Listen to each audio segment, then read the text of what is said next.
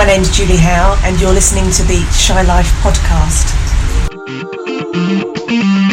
It's the Shy Life podcast with me, Shyety.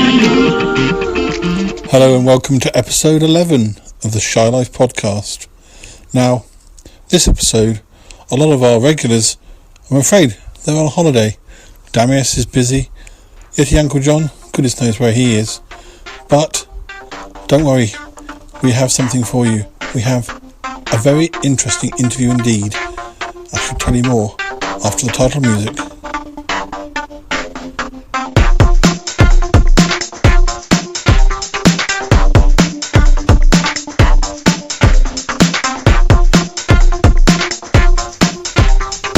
Yes, so episode 11, it's a little bit different than anything we've done before.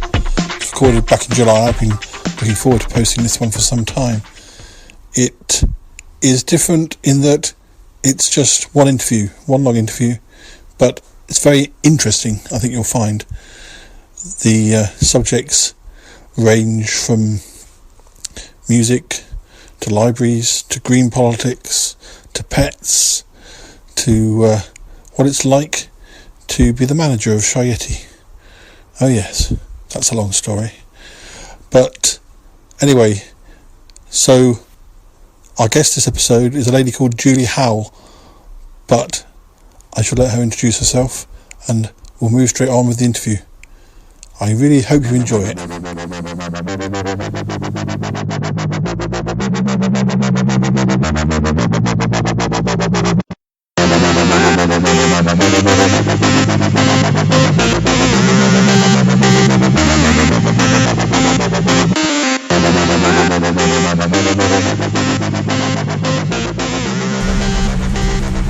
We have a special guest this episode. Her name is Julie Howe.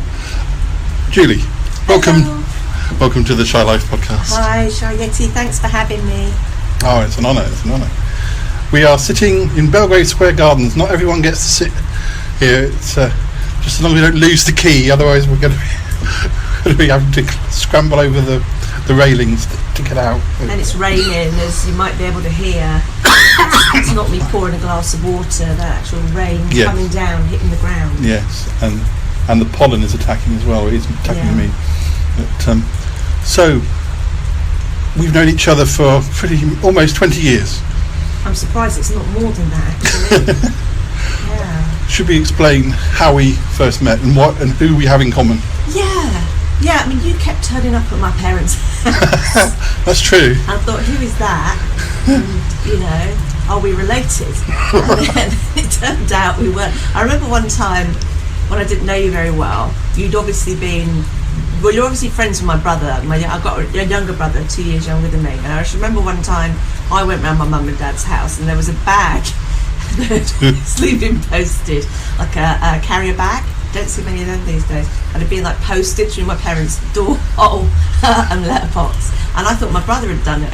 And so I kind of emptied it out and rifled through it to see if there was anything edible that I could take or money or stuff like that. And then I was most embarrassed when you and Callum, my brother, turned up a bit later and Callum said, "This is Paul and that's his bag." I don't remember that. Oh yeah, I shouldn't have mentioned it, should I? I would have got away with it. Did it? Was there anything interesting in it? No, nothing at all. Nothing that gave away that it was anybody other than my brothers, clearly, because it wasn't until we sort of made the announcement. So it's because I think you and my brother. We worked together at Sandhurst, yeah. And so what year was that though? 1996. So it is 20 years. Yeah, we met July. I started working in July, and he invited me to quiz nights.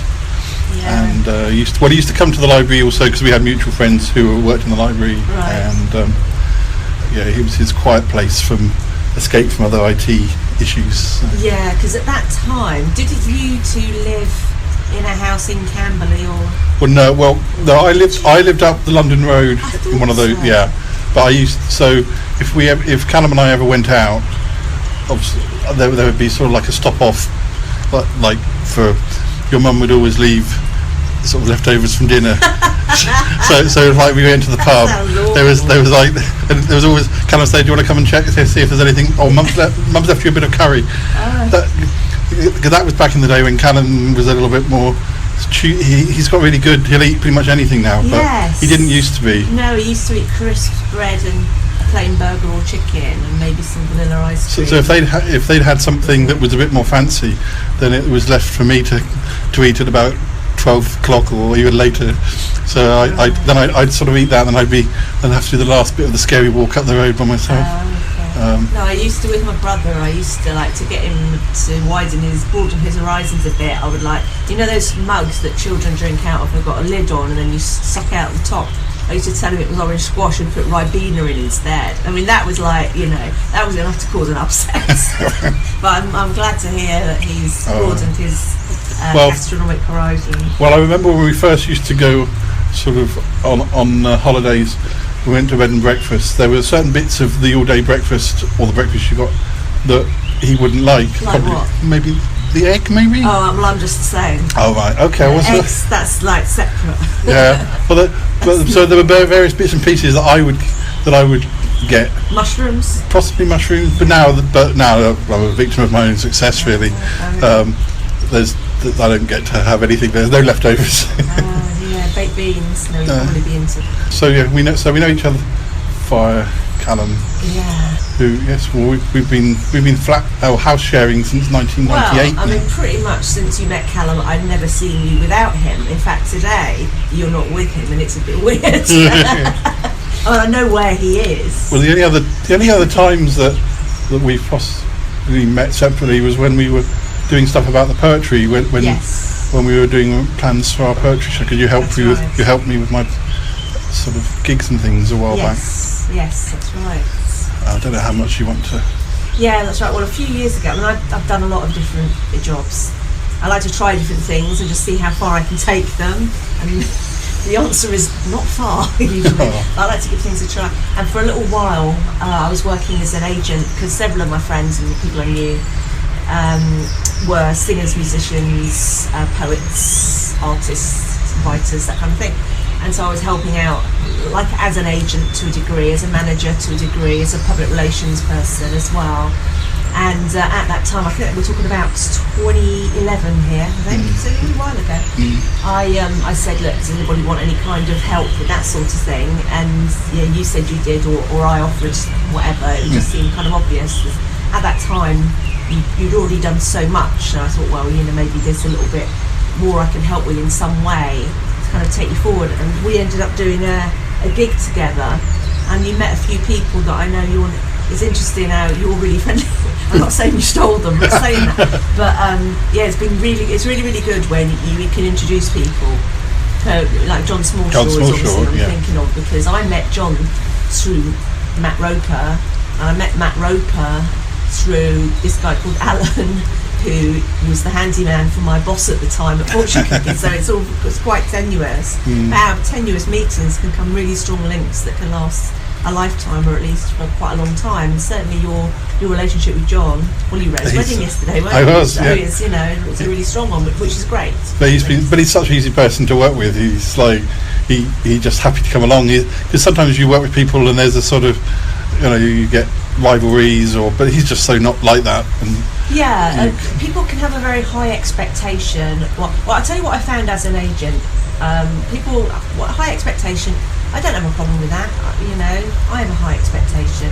But sometimes a high expectation, but also being very choosy.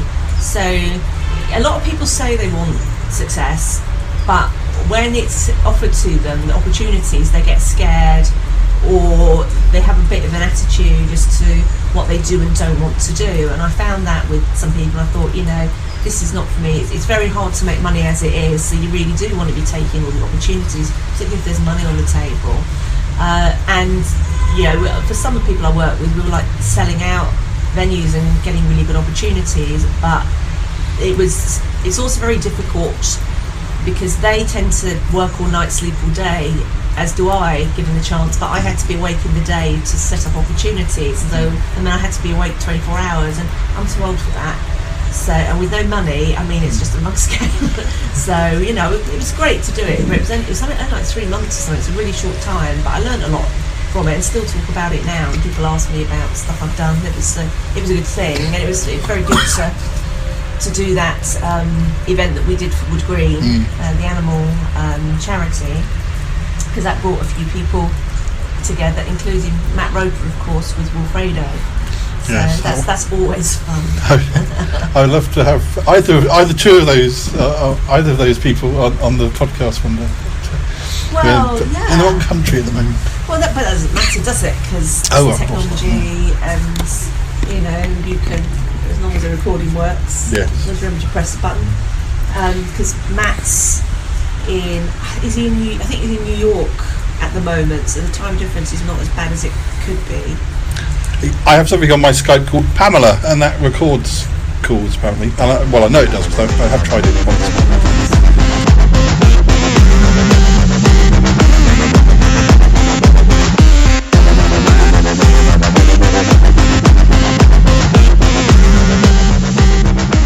This one is an old piece of mine called Best Thing Since Sliced Bread. When first we met, I thought you were special. The bee's knees. Nobody does it better. You were the best thing since sliced bread. But I was wrong. I was stupid. Most people did it better than you. The bee's knees were wobbly. You were the best thing since nothing, especially not sliced bread.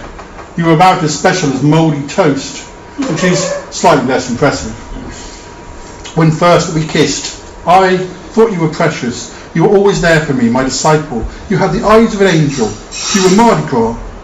Except you weren't, of course. I was stupid. I got lost in the crowds at your Mardi Gras. You were about as precious as mud. The angel of death in glasses. And sadly, as far as disciples were concerned, you were Judas. When first we wed, I knew you were the one for me. Wanted to be with you all the time. You told me you felt the same, except on weeknights and bank holidays. I saw you as a friend, a companion. You just saw other people behind my back. I believed in love at first sight. So did you, falling in love with strangers every morning on the way to work. I thought that the sun shone out of you. You liked it when the sun shone and I went out. You also liked my bank balance, my sisters, my mother. I was stupid, but eventually I learnt. When first we divorced, you wanted me to reconsider. You said I was heavenly. I told you to go to hell. You said your heart was in the right place, a medical fact, admittedly, except you were wrong about that as well. Your heart wasn't in the right place at all. In fact, it was doing rather badly, and soon after you suffered a coronary. Caught in an embarrassing situation with your secretary. That final furtive embrace. You made yourself look stupid. Looks aren't always deceptive. You were stupid and fatally flawed, and in the end it killed you. On the day of the funeral, the church was half empty, the singing muffled by apathy, the mourning was over by lunchtime. Crying in public is so hard to fake.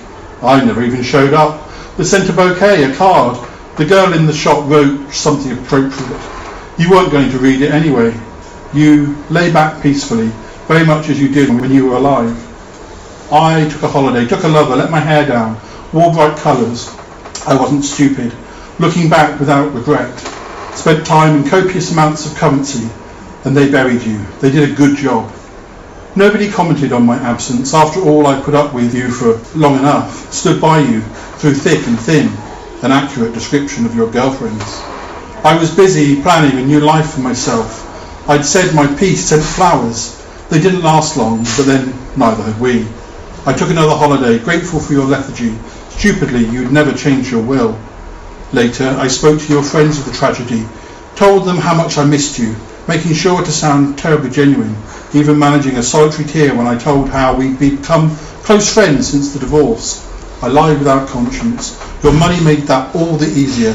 I said you'd take quite some getting over, that I needed time alone, that I'd have to find a way to start again. There would never be another man like you. I sincerely hope I'm right about that last one.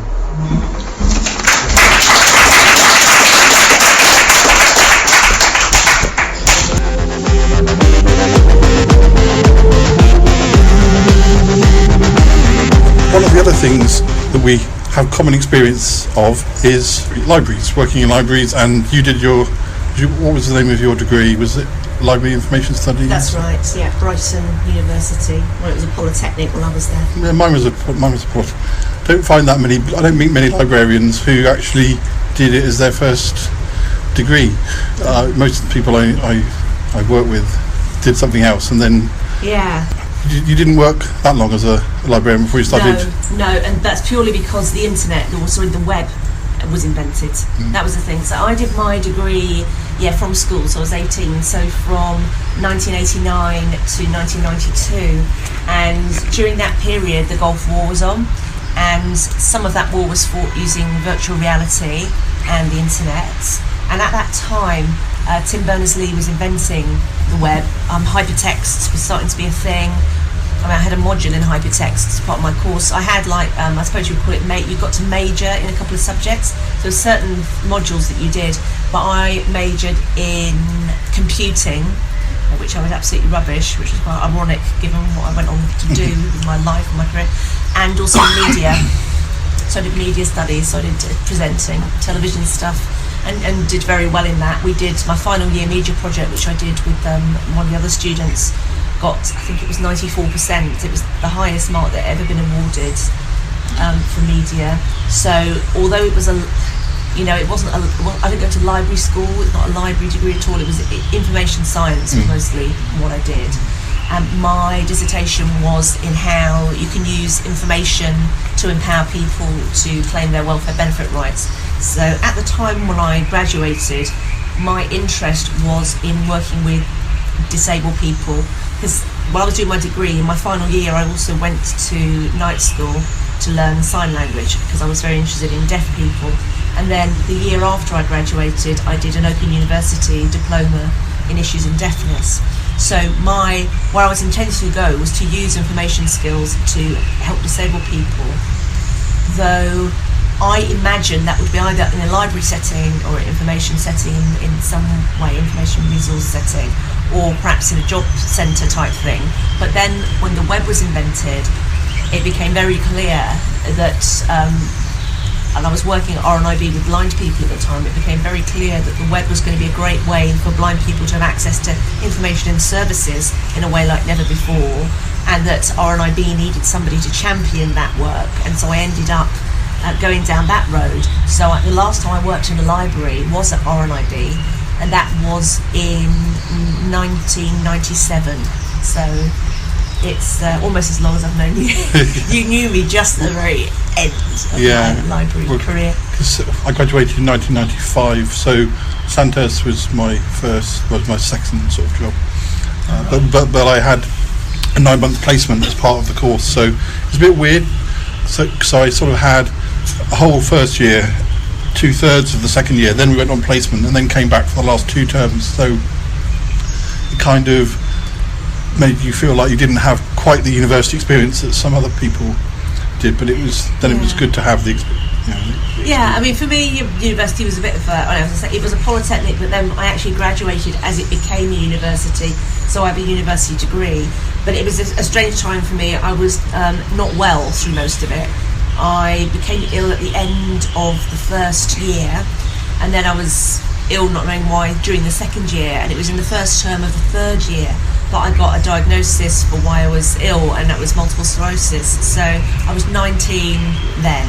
19, 20, and that meant things were everything became very shaky and unsure, and I was very fortunate that the university staff were of great support to me at that time in enabling me to, there was a classic time that I would sort of refer back to, that I was doing my media, and I was in the television studio and doing the presenting, and I couldn't, because I had double vision at the time, I couldn't see where the red dot was to look in the correct camera, because I was seeing double, I was seeing 2 dots, so it was really difficult.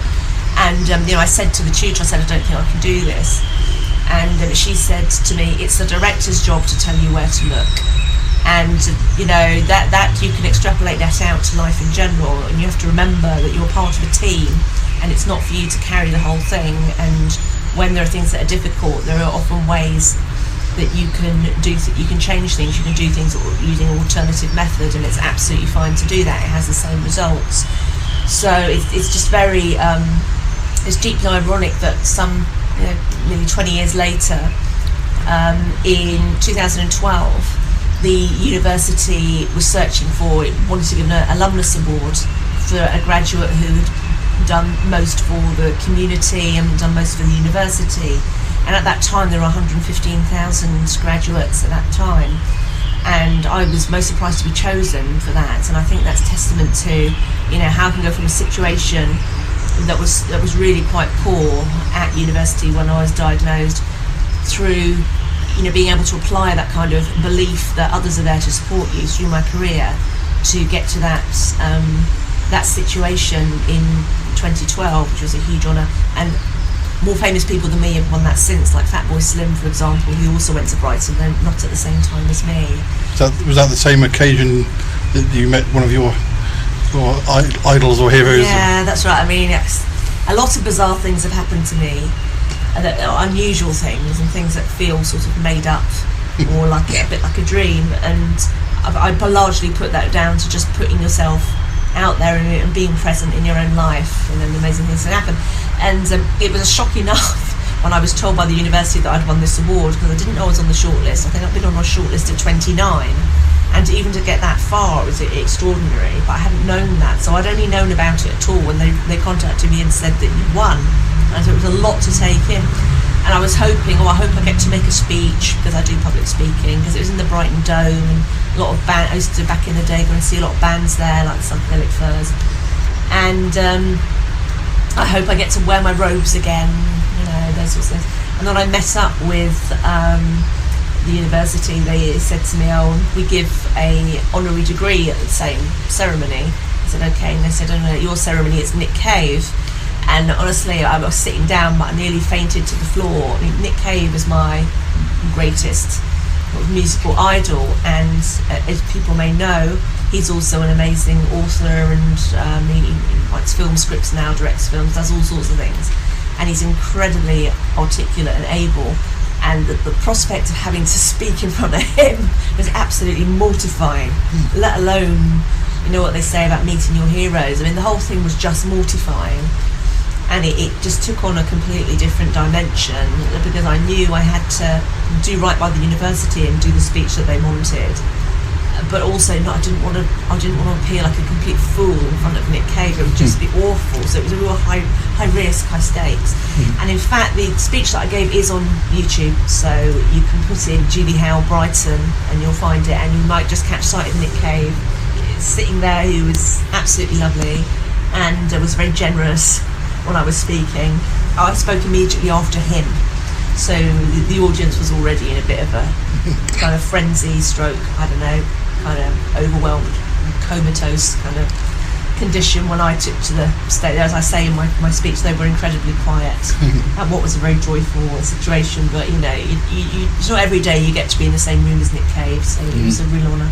If we could go back a little bit, I was going to, how long after university did you start Julie's Joint, and can you tell us a little bit about Julie's Joint?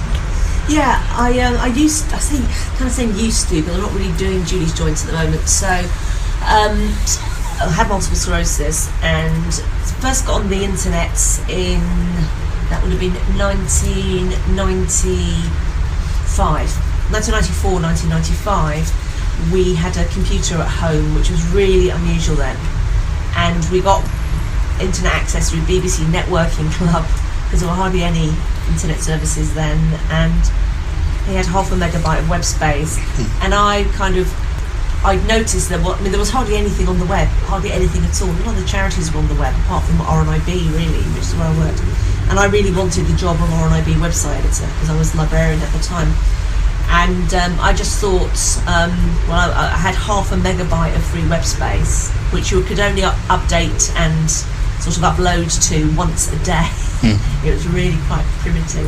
Young people won't believe these stories.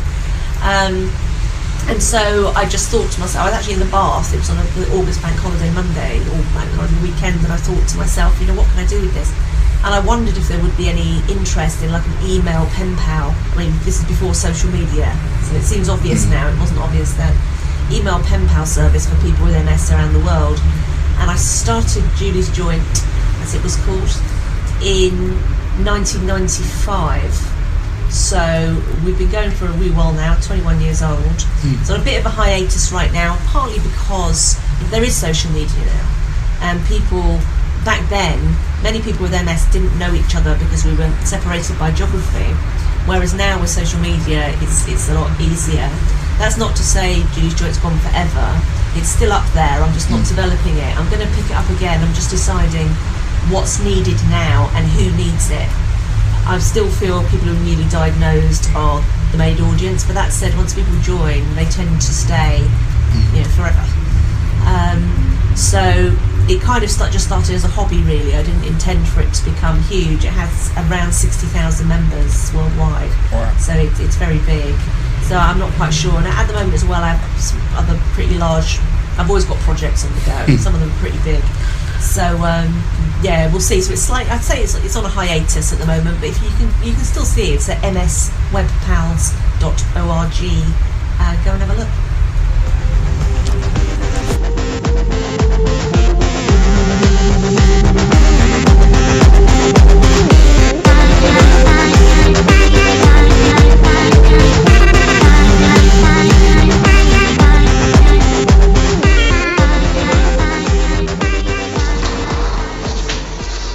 This one's called The Dreaded Lurgy. The dreaded lurgy, he's not so bad, he's not so dreadful, no, not so mad. Sure, he may look pale and quite germ-ridden, but his hugs are nice if kept well hidden. When he greets you, you'll feel overtaken. He'll shake your hand, it smells of bacon. But don't believe the press nor what is written. To that noted menace you'll soon be smitten. The dreaded lurgy, he is your mate, he is your friend, your dinner date. He may look unwell and rather sickly, he may shout a bit, act kind of prickly, but you'll not regret you ever met him. He's on the mend, so don't upset him. He has no stink, no nasty odour, but soaks his teeth in cherry soda. The dreaded lurgy, he's quite a card, his fans hold him in high regard. Is he dead already or just slacking off? Could you catch his nagging, hacking cough? Know what makes you think he'd give you flu? There are far nicer things he'd rather do, to make you relax, not make you iller. This snot-nosed bogeyman's no killer.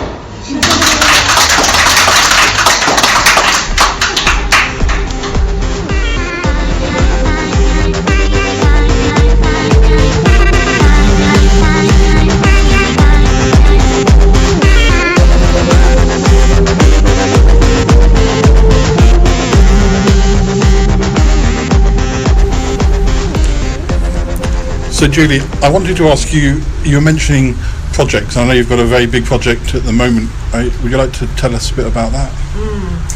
I'm guessing, are you talking about the political one? Yes. Okay. You got more than I have. So the political one. So at the moment, I don't have a JOB. I stopped working to focus full-time on being a full-time politician, so that is my job now. If I was to fill in my passport now, it would say politician and do that full-time. I've always been, I suppose, I've always been a disability rights campaigner for the past 20 or so years, so it's not that much of a departure. I think when you tell someone now that you're a politician, their first reaction, I think, is to laugh.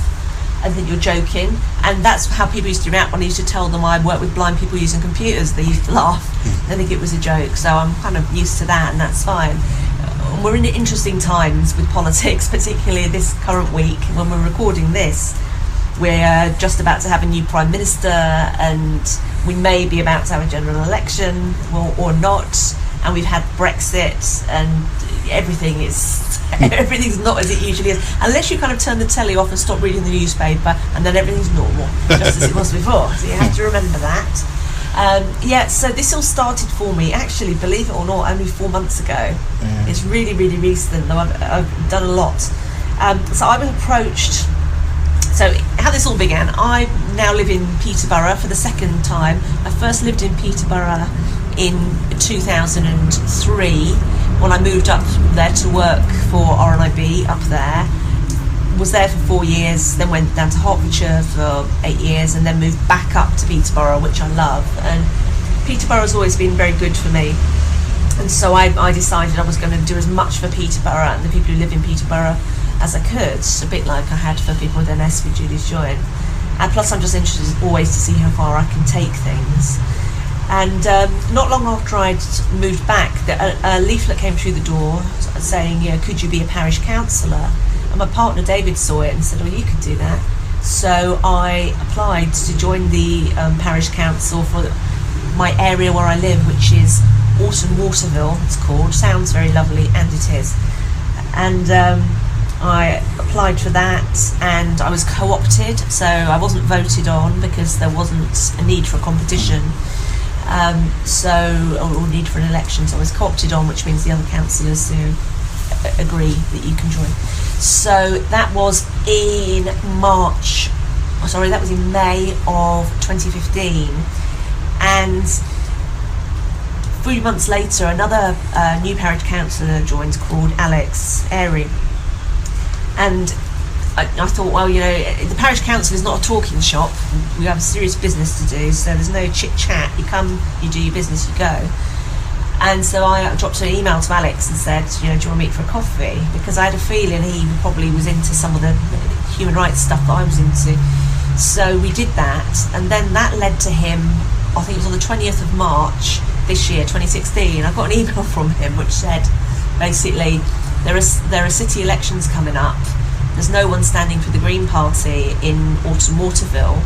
Would you be interested in doing it? All you have to do is put your name on the ballot and fill out some forms. So I thought, well, what harm can that do? Where could that lead?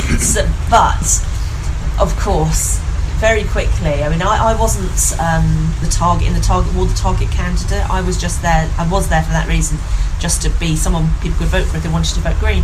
But I wanted to see how far I could take this and what would happen. I was just interested, so I decided I would go for it a bit, not 100%, but a bit.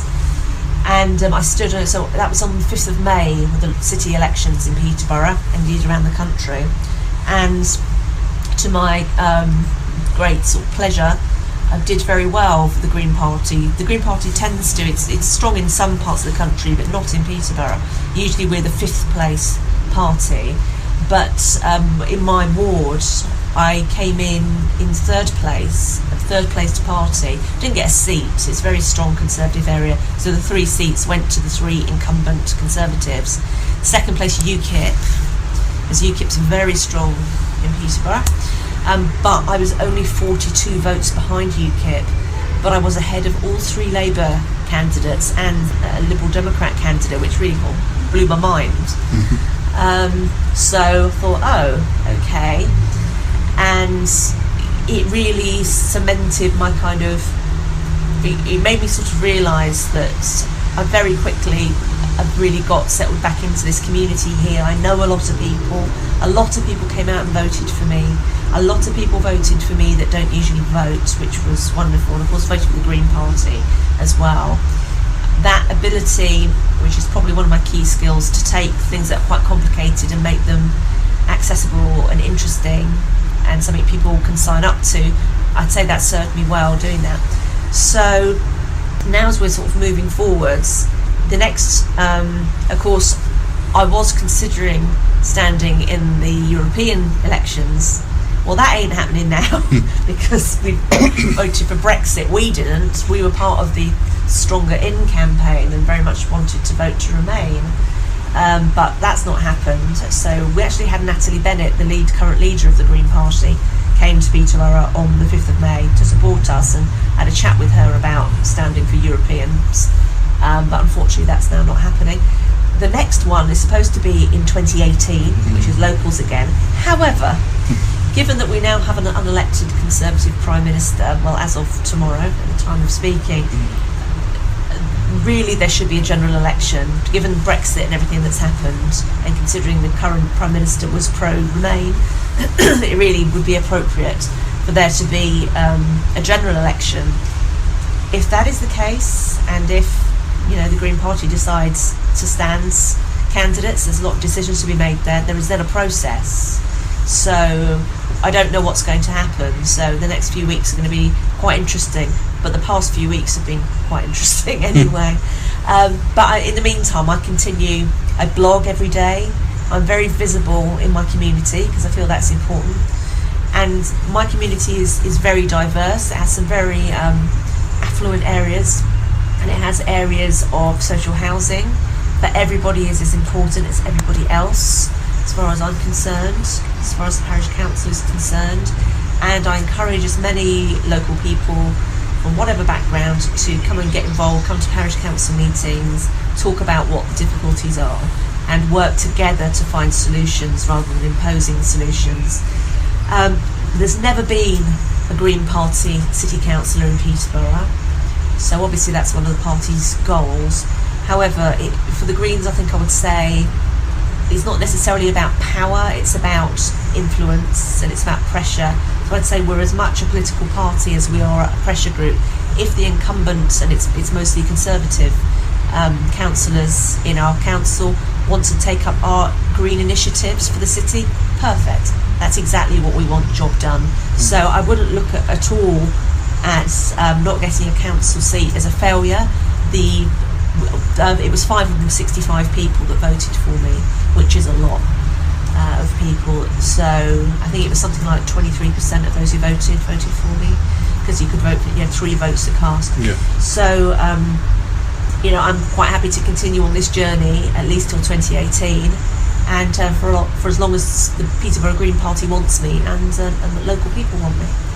Now, as well as this particular course, you're also a very big animal lover. What animals do you currently have at home? I know the answer, but you must introduce them. Yeah, but no, sometimes I have more than I realise. For example, this morning there was a rustling noise and something caught my eye, and it was a frog in the lounge. We don't just let them in. Not Kermit, was it? I thought, who knows? I mean, no one was more surprised to see it there than me. I saw a movement. I thought, I hope that isn't a mouse. You better check. You might have Miss Piggy there. It was a frog. It was extraordinary. Well, obviously now being the Green Party as well, I have a lot more to do with animals, as you might imagine, which is a good thing. I have I do have 2 cats and a dog, and anything else that's living in the house that I don't know about. And they are all from Wood Green, which is a national animal shelter. Which is what we did the show that you arranged. That was the charity. That was the charity, wasn't it? That's right, it was. And I'm also doing a fire walk for them later this year. So I'm not a big fundraiser. That's not really my talent, but I try to help where I can. What is I know a bit about the fire walk, but explain a bit more about what that involves. To be honest, I don't know. Yeah. I don't know. I just thought I could do that without thinking. Well, I thought I probably can do that. Is just what I thought. That was the extent to my knowledge. I think we have some kind of training or something beforehand. But as far as I used to be part of. I used to have a company where, to sort of make a point about women's self-belief, we taught them how to karate chop blocks of wood in half. So I'm thinking it's probably like that. It's to do with kind of mental preparation and other smoke and mirrors and stuff, which is fine. But just to me, it's like I'm not even bothered about that. It's just an easy thing. It doesn't worry me. It won't worry me on the day. I've done far more scary things than that. So it was just a way. They were doing it. I said I'll do it. This is before any of the politics stuff that came into my life.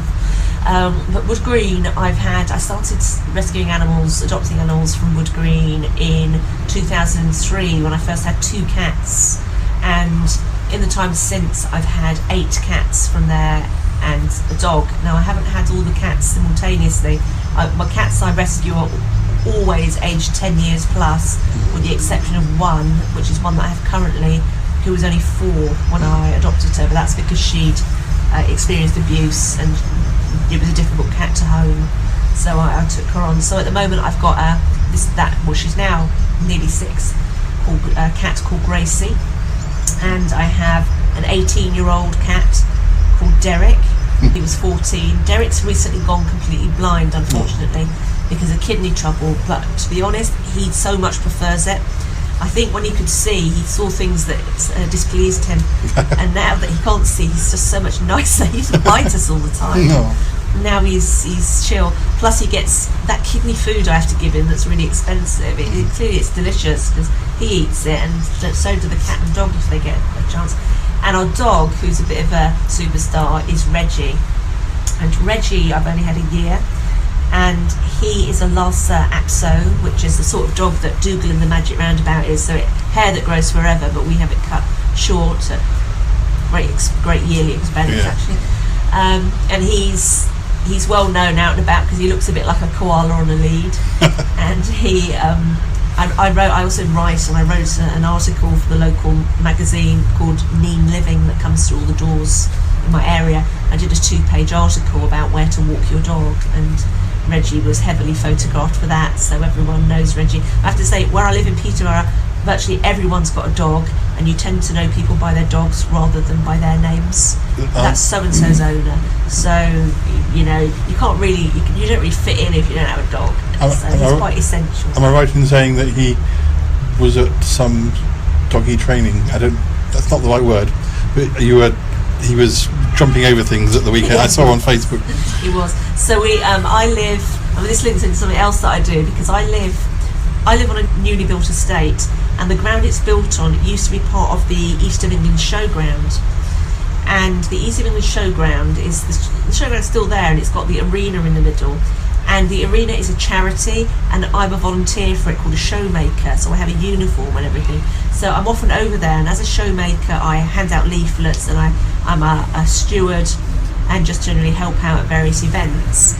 And so some events I'm there as a steward, others I'm there just as the public, and I was there just as the public this weekend for an annual 3-day show called Just Dogs Live, which is a combination of a serious dog show, so you've got all the breeds there and everything, and also some companion dog shows. I didn't enter Reggie this year or this time for the companion dog because we'd just been on holiday on a farm for a week, and he's a bit mucky. So I thought, let's give the other dogs a chance. And other things they have there is Wood Green is there, and they have a school for dogs. So I put Reggie through that because since last year I've been training him every day on recall training, and the Lhasa Apso is not a recall dog at all. They're not supposed to be anyway, but no one ever told Reggie that. So he's really good with the ball, and but if he'll only ever do things if he wants to do them, because that's just his breed. Also, he's very short, so he's really near the ground. His belly's like almost rubbing the ground, so there's only so much you can do. So we did the school for dogs, which was things I had to do recall with him, and he was just brilliant. And Wood Green said to me, "Oh, you've been taking him to such and such?" And I said, "No, it's just been me at home, just training him every day." And then there was an agility, you know, like horse jumping, but for dogs kind of thing, like an assault course. And I bumped into a friend of mine there who has a Rottweiler, a really massive Rottweiler, and Reggie and that dog, it's called Bruno, get on really well. And she said, "Oh, Bruno has just been on the agility course, why don't you take Reggie on it?" And I said, "Oh, you must be joking. I mean, Reggie will just refuse to do anything."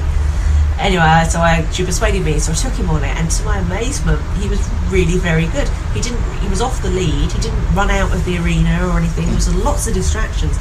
The biggest trouble we had was he kept running under the jumps rather than over them. I did see that.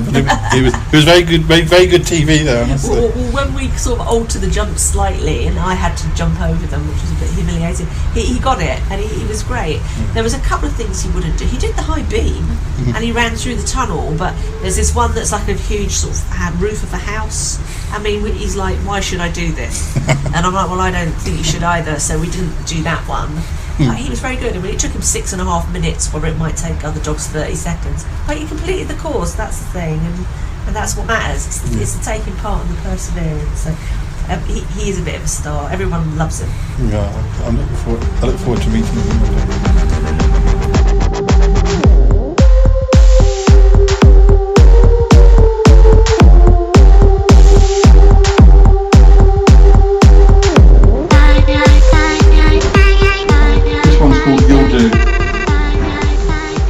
I was looking for someone with prowess and might, with a quite winning smile and with jeans that were tight, with a nice singing voice and a fair sense of direction, with a rugged demeanour and full of massive affection, who made me just want to melt when they held me so tightly, in a bed-sitting cheem, legs akimbo twice nightly.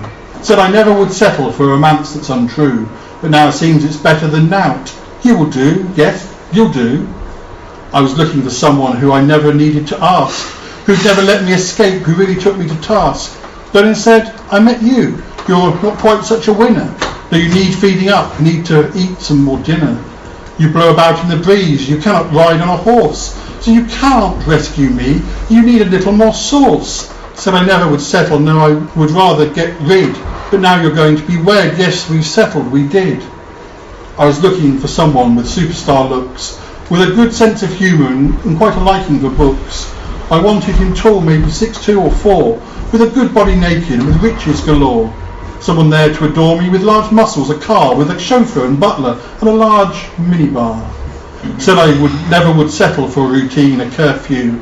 But now I'm beginning to realise you'll do, yes, you'll do. I was looking for someone who was quite out of my league, who could keep surging on and wouldn't flag from fatigue. But instead I met you, with your wit and your manners, with your own garden shed, with a lathe, your own spanners. It's not quite how I dreamt things were going to be, but you help pay the bills and you're better looking than me. Said I never would settle for someone boring yet plucky. Now I have, but you'll do. I think I've probably got lucky.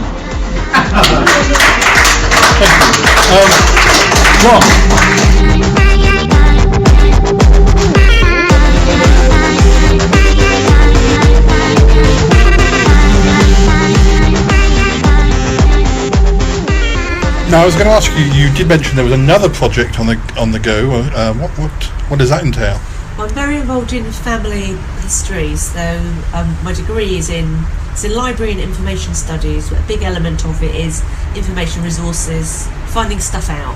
And what interests me is how people empower themselves through information, which is what libraries are all about. It's why they were created in the first place. But information is found in libraries, but it's also found in public records, public record offices. You can do an awful lot online. There are services you can use like Ancestry and Find My Past, Genes Reunited, that have digitised a lot of the records. But a lot of records are still only available in public records offices. Now, public records offices are the hardest places to get into, honestly. It's far easier to get into the Queen's bedroom than it is to get into a public records office. I don't have a driving licence, which is what they want as your proof of ID, because I don't drive. So even taking your passport's not good enough. But because I've been researching my family tree properly for about 2 years, and I've done about 2,000 relatives, which is not many, incidentally, by genealogists' measure. But I kind of got stuck with something, so the best way to sort that out was actually to go to Carlisle Records Office on a Wednesday morning when they have the Cumbria Family History Society there, who will help you a bit. So that's where I've just been. I just went up there for a week, but it was specifically for that purpose. Yeah. And it's amazing because the reason I started searching my family tree was because my partner is an abandoned baby, and I do a lot of research around who might have abandoned him, who his family might have been. And it's the reason I started researching my own family tree was to have a data set to compare to and to hone my techniques and all of that.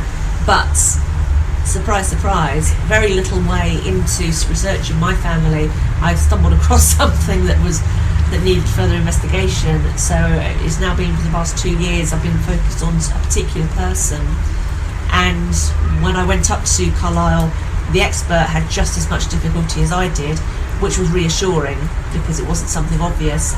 But she was actually able to look at it with fresh eyes and challenge some of my assumptions, which was really very helpful. So it's a bit like doing a really complicated jigsaw puzzle where the pieces are tiny and sometimes you put the pieces in the wrong place.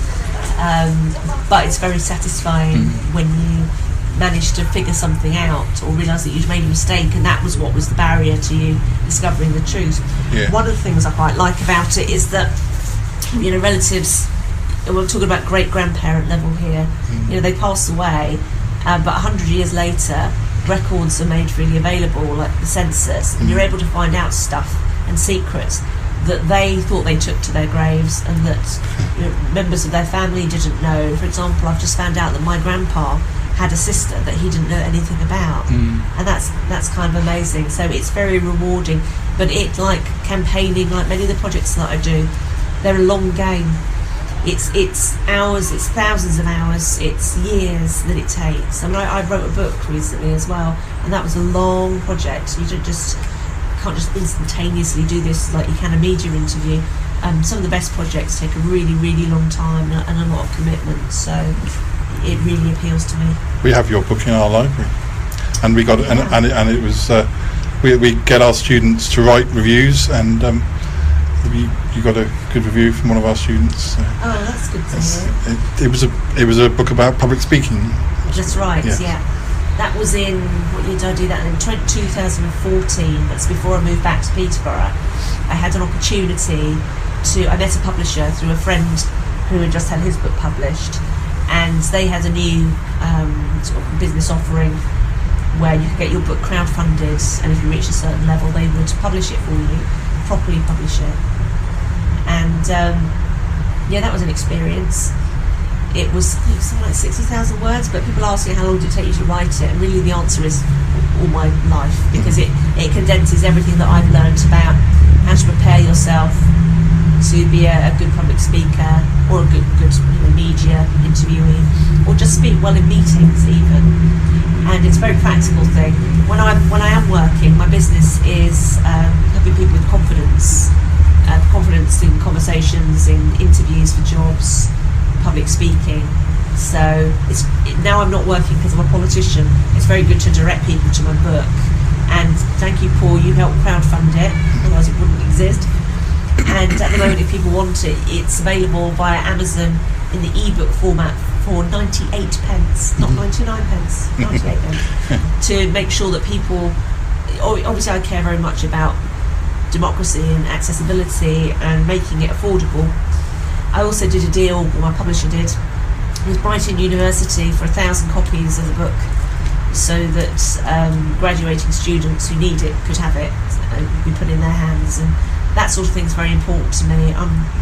Much to some people's dismay, I'm sure. I'm not, you need to make money to live, and it's useful to have money, but very often, what's the point? You need to sort of leave a legacy and make a difference, all these sorts of things. So I will do things for no kind of monetary gain for myself. I don't get paid at all as a politician. I have no income whatsoever. So And your book was very, I think the reader, and when I read it myself, and it was very, very accessible and different ways of approaching the subject, which perhaps you wouldn't necessarily, because we've got quite a lot of management books and public speaking books, but some of them can be a bit stuffy or a bit sort of, and I like the way that you approached with the different. Thank you. I think what I would say about that is that I think a lot of the time with any book, the author tends to write to impress somebody they want to impress, rather than writing for the people they want to help. And you need either to have a really good editor or publisher to keep telling you that, or you need to come to that realisation.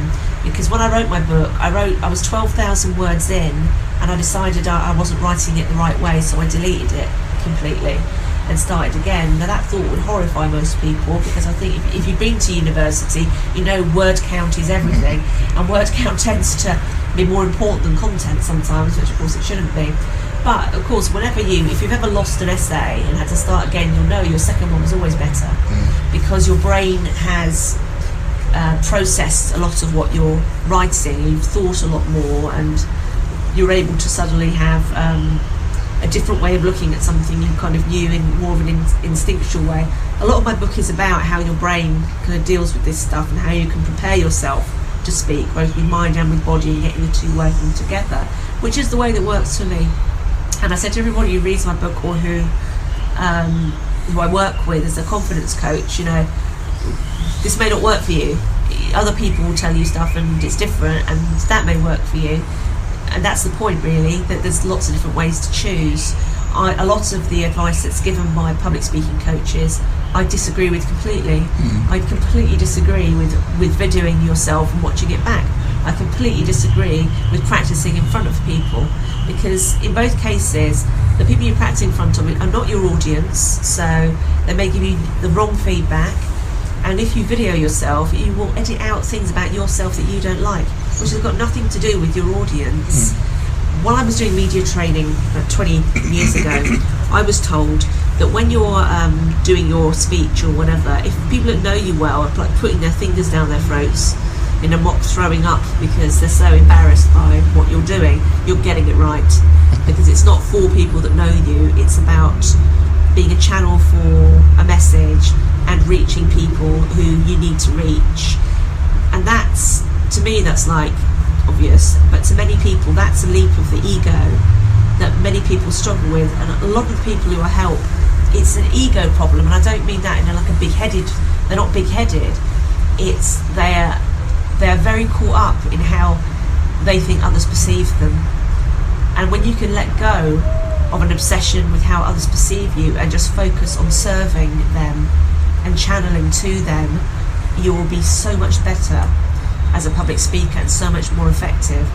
And I have the great honour, because I've been doing public speaking for 20 years, of people come up to me and say, oh, I heard you speak at such and such 15 years ago, and because of what you said, I do things differently now. And that's exactly what I'm trying to achieve.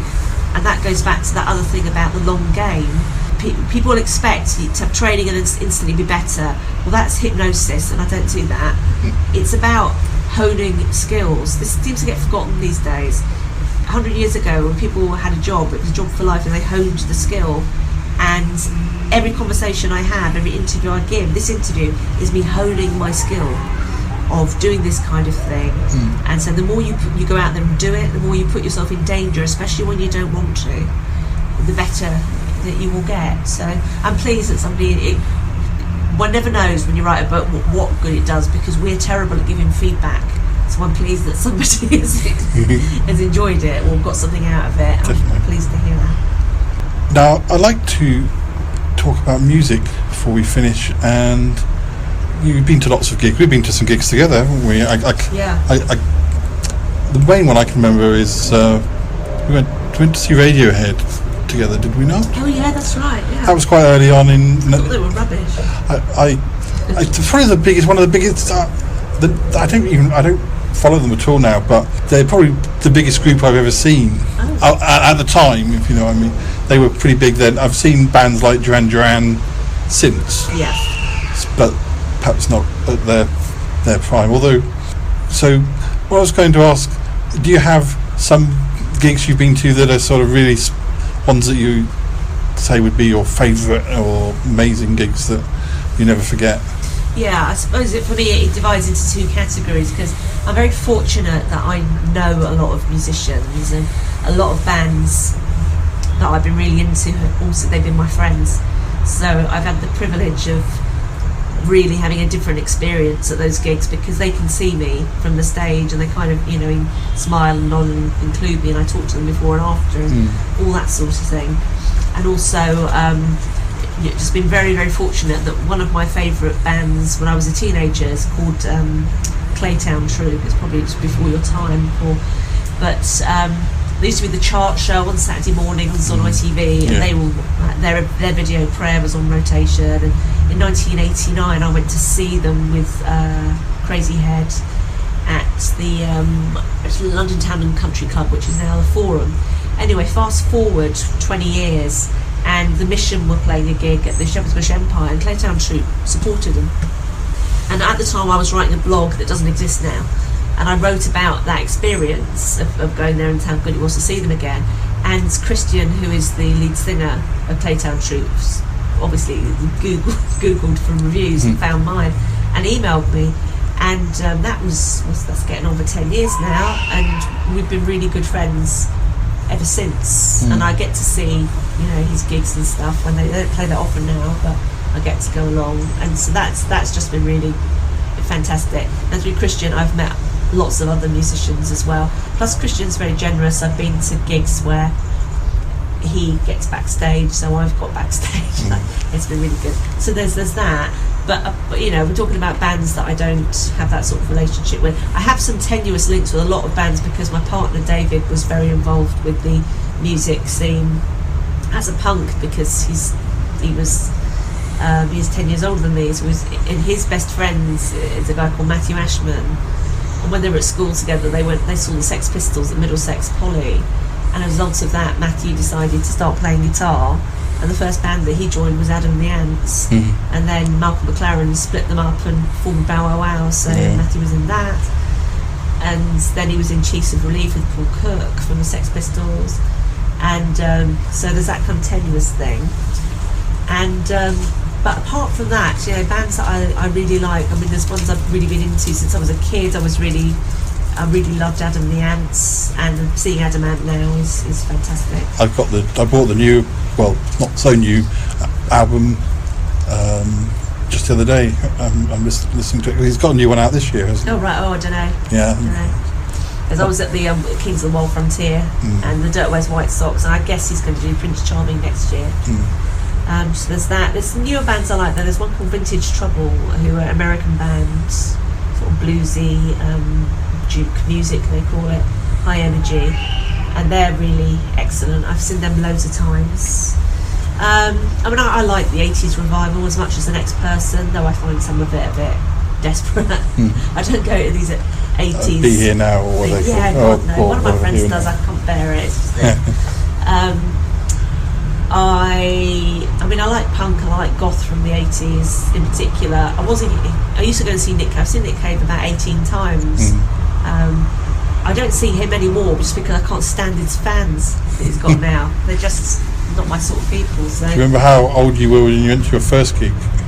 First I think gig me and my brother at was Cilla Black back in Stu Francis. I went to a few things like that with my parents. We went to see Shirley Bassey and the Everly Brothers at Roger Whittaker. I wasn't that lucky. Well, the first gig I went to that I was really into was the Psychedelic Furs. I saw them at the Hammersmith Odeon, as it was called then, in 1986. I think I was 15 even so.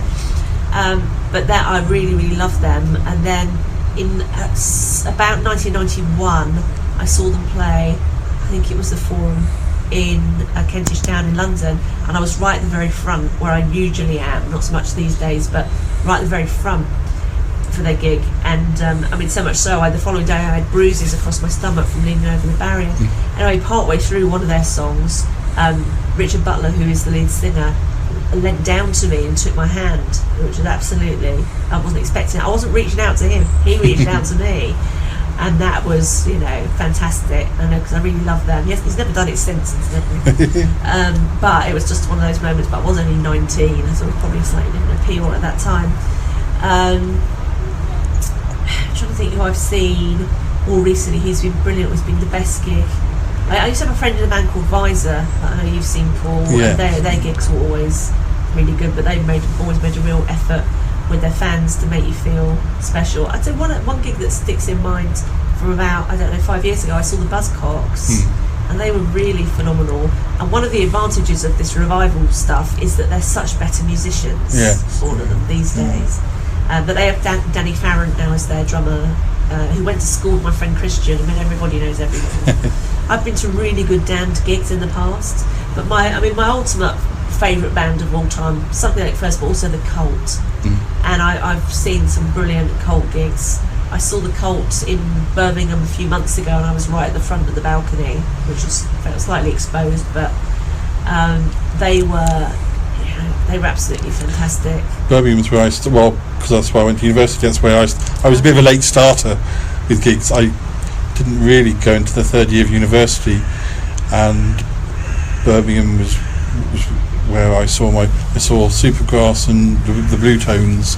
That was kind of my first gig, because it was 95, so it was a good time to start going to gigs. So I've seen them both live, and also from that sort of Miriam Marion, who are absolutely wonderful, and they played about 4 years ago. They're playing again this year, and they're actually playing, it's really good. There's Indie Days is on, and in the sort of early evening there's Gay Bikers on Acid, who are one of my favourites, and then Pop Leach itself, and again brilliant. I've seen brilliant Pop Leach itself gigs, dire ones as well back in the day, but brilliant Pop Leach itself gigs.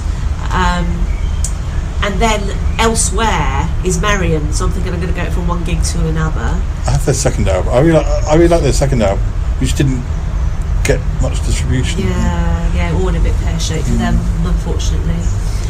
So I'm planning to. I'm certainly going to Indie Days, and I may well go to see Marion as well afterwards. They're brilliant live, wonderful singer. Often it's down to stage presence. I've seen Mark Almond loads of times, Soft Cell loads of times. They're absolutely wonderful. I know what you mean about some of the smaller gigs though, because Callum and I, we went to like gigs in London, but we also went to sort of gigs in Reading at really small venues like Purple Turtle and places even up in Aldershot. Like, I don't even know what the venue was called now, but it's kind of cool to see the bigger bands and also see the little bands that may or may not be about to break through. Yeah. And get really sort of. One thing I can't stand is festivals. I've never been to Glastonbury, and I never will. No, I've never been done to Reading, but it was a great year at Reading. It was 1989, and it was the Mission and the Wonder Stuff and Populate itself and the Butthole Surfers and My Bloody Valentine. Yeah, that was really wonderful. Go Belkers on Acid, but it was rainy and just miserable, so I don't do it out of choice. And these days it's all televised, so why would you? Yeah, I don't. I've never really appealed. I grew up in the countryside. I've been through enough muddy fields. Don't need to go. I don't need to do that again. My flatmate at university was mad on the Wonder Stuff, and Carter and Kingmaker. I enjoyed hearing the music and I owned it, but after 3 years I had to kind of have a break for a while because I literally knew every Wonder Stuff song by heart. Oh, I love the Wonder Stuff, and Miles is very generous. I often talk to him on social media, and he's a friend of a friend as well, so it's kind of nice to have that connection, and I've crowdfunded some of the things that he's done as well, and he's always been encouraging towards me. So last time Callum and I saw Wonder Stuff a couple of times, and the second time it was Wonder Stuff and Voice of the Beehive, who I also. In the 80s, my biggest passion was all about Eve, and Julianne is a friend of one of my musician friends as well. So one of the things that's nice about being older is you kind of are in touching distance at many of your heroes. It often works out that way. I didn't really get into all about Eve, but I have they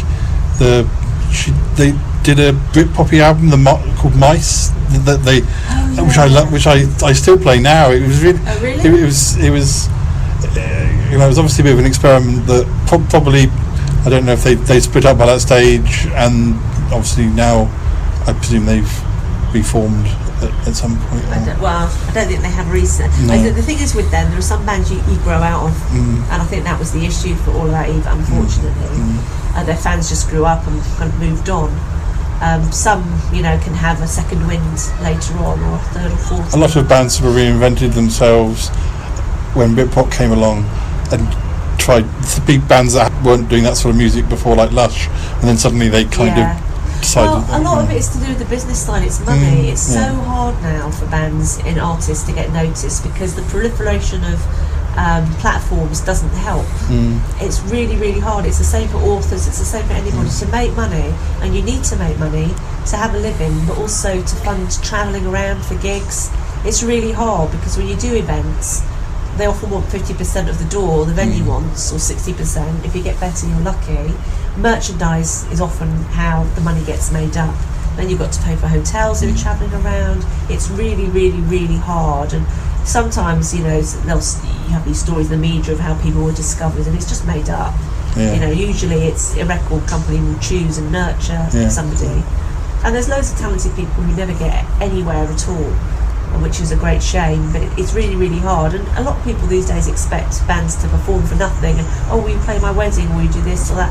No, why should they? I don't know if you saw the video recently on social media of poor old John Bon Jovi being forced to sing at a friend's wedding, even though he said he didn't want to do it. That sort of thing is just not nice and not fair. And I'm very much, that people should be paid for the work that they do, not expected, just do this. There's no just about it.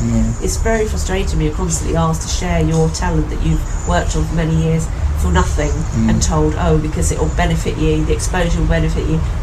No, it won't. People have to value what you're doing. Duke Special is another artist that I really like and have seen quite a lot of times.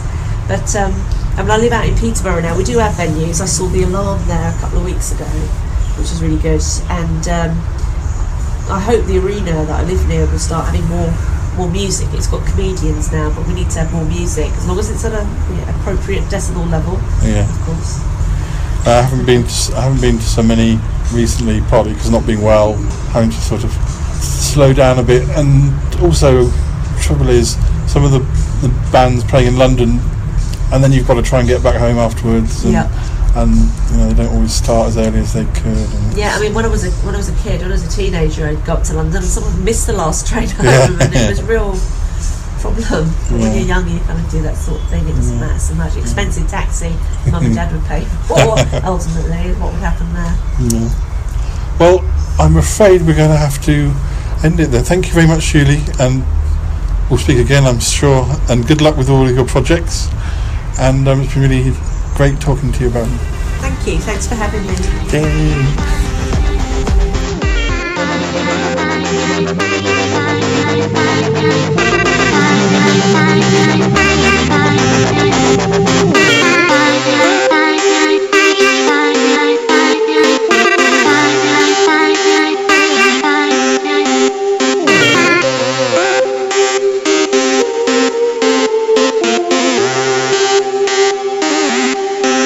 So that was episode 11. I hope you enjoyed it, and I hope you agree that it was worth letting Julie speak. I tried not to interrupt as much as possible. It was very difficult for somebody who does like to talk or natter or waffle like I do. But no, I thought it was best to let Julie speak because she does it so well. So thank you, Julie. Thank you for agreeing to speak to us, and hopefully Julie will return at some other point and we can hear what she's been up to. Next episode, I think we're likely to be back a little bit more to normal. Well, possibly. Who can say?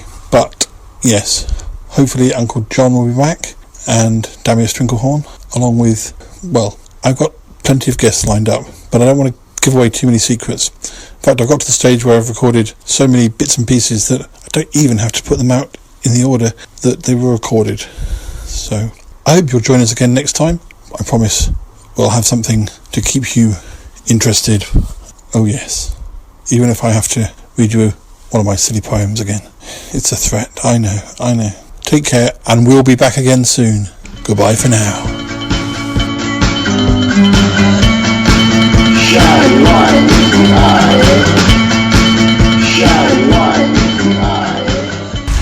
My name's Julie Hale, and I always listen to the Shy Life podcast.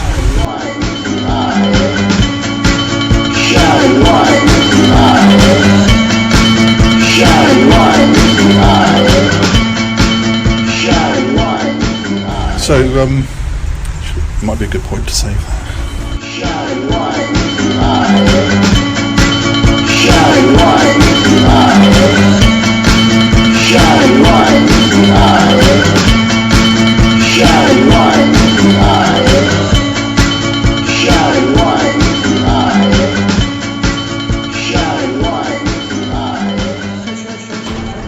This show is part of the Pride 48 network. Find more shows over at pride48.com.